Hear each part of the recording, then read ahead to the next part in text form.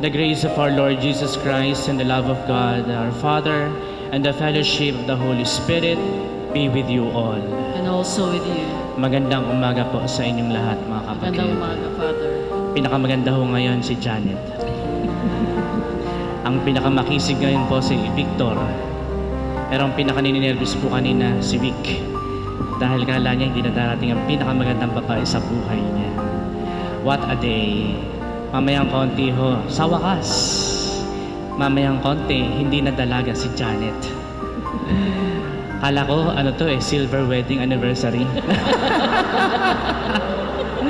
Pero gayon pa man, di ba? Hinintay pa ho niya Akala ko, hinintay pa ng aking dalawang batchmates na magiging parang isang kanilang batchmate para sila ay kasal. Pero always, it will be in His time, di ba? What a day, what a very memorable and meaningful day, especially for Janet and Vic.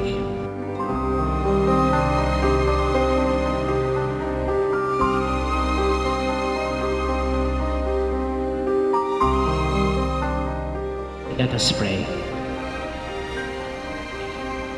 Father, when you created mankind, you willed that man and wife should be one.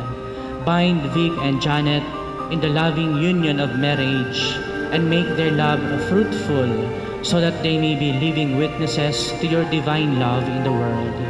We ask you this through our Lord Jesus Christ, your Son, who lives and reigns with you in the Holy Spirit, one God, forever and ever. Amen. Let us all be seated for the liturgy of the Word.